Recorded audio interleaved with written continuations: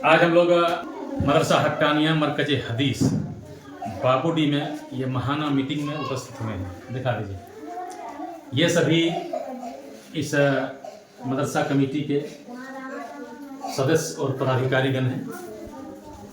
जहाँ पे उपस्थित हैं इस कमेटी के सदर साहब अब्दुल रहीम और नाजिम साहब हैं मौलाना अशरफ और खजानची हैं इनामुल साहब, हमारे सीनियर नाइब सदर हैं अब्दुल रशीद साहब और बाकी यहाँ के जो मुदर्रिस हैं, मेम्बरान हैं, दिलावर जी हैं, अहमद भाई हैं और बहुत सारे लोग हैं। लास्ट मीटिंग जो पिछली मीटिंग थी हम लोग रखे थे यहाँ पे, उसमें एक प्रस्ताव हम लोग लाए।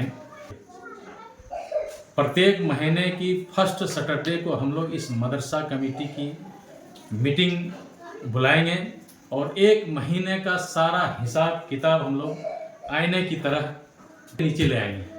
यही बात है हमारी। और एक महीने के दरमियान जो भी बातें होगी, जो समस्याएं उत्पन्न होगी या जो विचार लोगों के दिमाग में आएगा, वो अपना अपना विचार इस मदरसा और इस कमेटी के तरक्की के लिए सुझाव रखेंगे, सुझाव देंगे।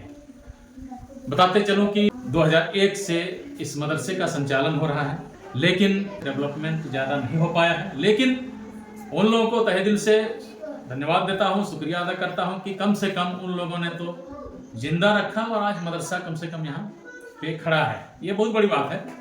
किसी पौधे में फल नहीं आया ये बात नहीं, उस पौधे को तो जिंदा रखा है पानी दे करके ना।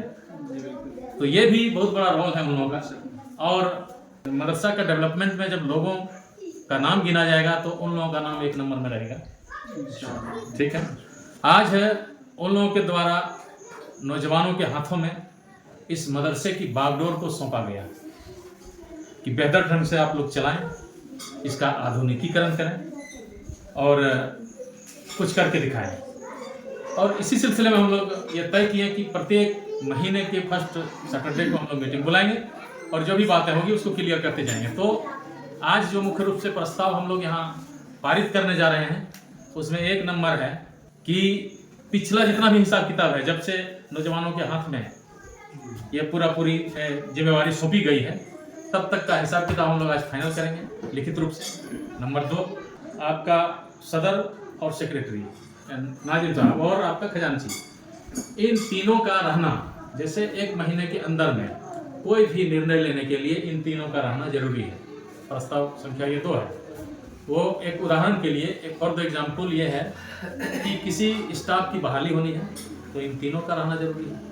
किसी का वेतन कम करना है या बढ़ाना है, इन तीनों का रहना जरूरी है कम से कम। हाँ, उसके बाद और भी सदस्य मेंबरान रहेंगे, लेकिन ये लोग मोस्ट इम्पोर्टेंट। और एक प्रस्ताव और है कि डिसिप्लिन को लेकर के कि जो भी स्टाफ है यहाँ, उनका जब भी एंट्री होगा वो अपना हाजिरी बनाएंगे। हाजिरी नहीं बनाएंगे तो हाजिरी कट जाएगा उस दिन का उनका।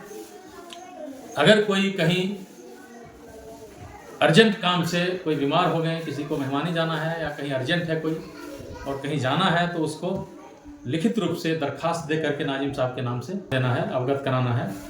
उसके बाद वो कहीं जा सकते हैं, वरना उसका भी कैफियत उसे देना होगा।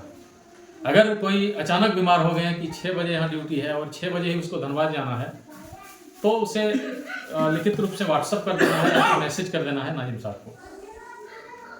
तो इस तरह से हम लोग यही सब बिंदु पर आज प्रस्ताव लाएंगे और इन प्रस्तावों पर सख्ती से उसका पालन होगा।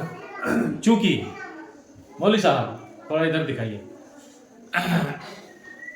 अगर आप देखिए, हम लोग तो जो मदरसा चला रहे हैं तो सरकार तो हम लोग को फंड नहीं दे रही है, ये पब्लिक हम लोग को चंदा देती है। तो क्यों चंदा देगी? हमारा काम काज ठीक देखेगा तब नहीं कि नहीं लोग पूरा टाइट रखा है। ये कागज और ये कलम का मतलब ये है कि लोग देखेंगे कि लोग बेहतरीन साफ सुथरा ढंग से चला रहा है, तो लोग थोड़ा बढ़ चढ़ के हम लोगों को ताउन करेगा, तभी हम लोग कुछ कर सकते हैं। तो आपका वेतन कहाँ से देंगे, इनका वेतन कहाँ से देंगे, मदरसे बच्चे क्या खाएंगे, ये सारा चीज़ है। तो लोगों को कुछ करके दिखाना होगा, तब आपको सहयोग करेगा। इसलिए एकदम ब्यूटीफुल सभी को रहना है। प्रॉब्लम तो दुनिया में जब इंसान पैदा हुआ तो आते रहेगा, तो उसका भी तरीका है, उस ढंग से उस समस्या का समाधान किया जाएगा। चलिए सभी को धन्यवाद, और मैं लिखता हूँ इन प्रस्तावों को, और अगली मीटिंग शुक्रिया, अगले महीने की फर्स्ट सैटरडे को।